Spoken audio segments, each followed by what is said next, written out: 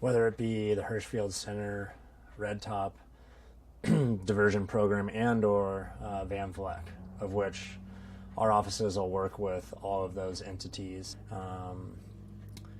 Generally, if a child is court ordered to placement outside of the home, that will be either at Red Top Meadows and or Van Vleck.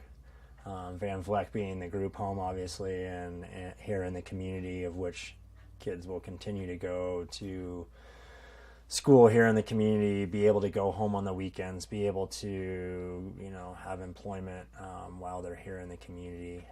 So it's a community-based program, whereas Red Top's more removed, more restrictive, and it's more of a residential treatment center.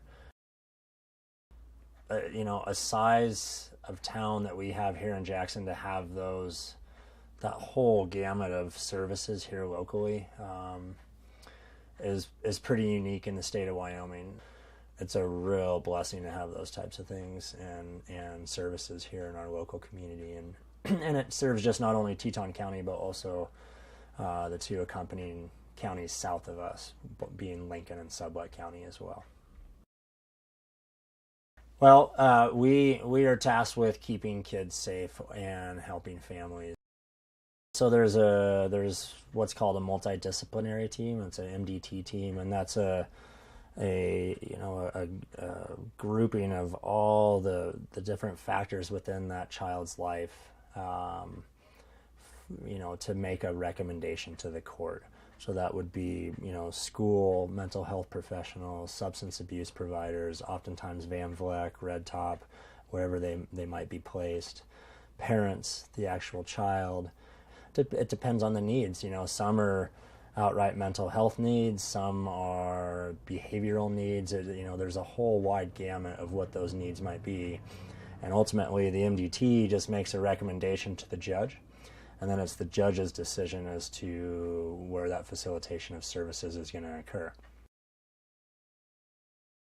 They are the people who that you can call at 2 a.m. on Saturday at 2 a.m, and you've got a child who has been arrested or is in some state and level of crisis.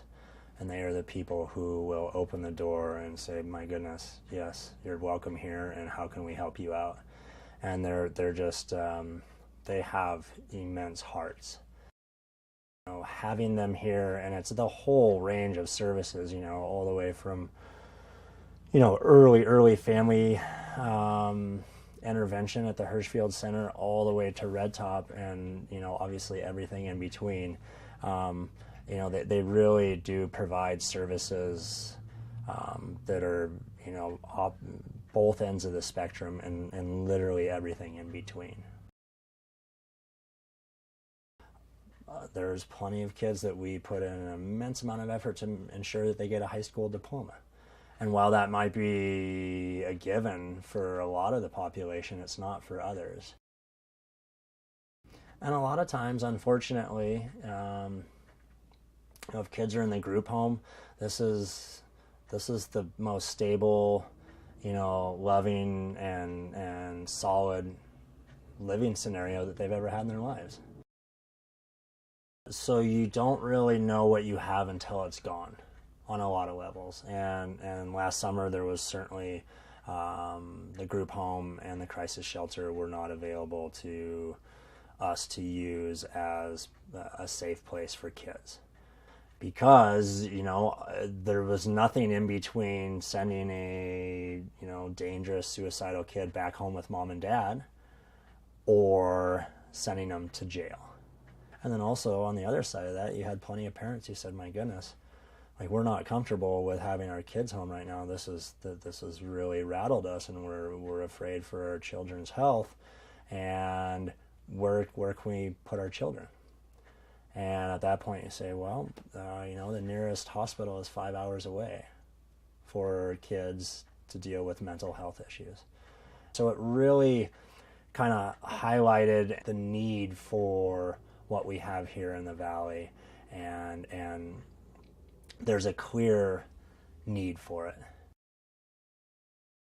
from an outsider's perspective, you could drive through the valley and say, gosh, this is such a utopic place. I can't imagine that there's anything that ever goes wrong in this place. And those of us that work within the court system, I think, are unfairly a little bit jaded in that, there is a segment of this population that really needs services and needs help, and we have to step in a lot of times to help ensure the safety of children. When those services were not available last summer, it's not like the kids that needed those services stopped needing them. And oftentimes, what we could help them with almost made the problem worse because it was a lack of proximity to these things, and it put families in a really difficult and unenviable position in terms of making a decision to drive your child down to Salt Lake City or out to Casper to put them in a hospital, as opposed to having them 5 minutes away in a group home or a crisis shelter. So it really highlighted the need, and we always knew it was there, but when it was not there, it certainly magnified the need for it. And TYFS, they're ready to roll their sleeves up and really work with kids and families to help get families back on track so that we don't automatically just go to a more restrictive environment that's a long ways away from family. The idea is to always keep the family together if it's safe and nurturing, and I think that they're huge proponents of that. And really, it serves we're talking probably a 5-hour radius around Jackson. In other communities, they are, I can assure you, they're really envious of what we have here. With the forensic abilities, the crisis shelter, the residential treatment center, and the group home. It's like, as I alluded to earlier, it's really unique to have any one of those 4 entities, and then when you have them all in one community in the state of Wyoming, Cheyenne right now doesn't even have a group home. We're talking the biggest town in Wyoming, and they don't have a group home.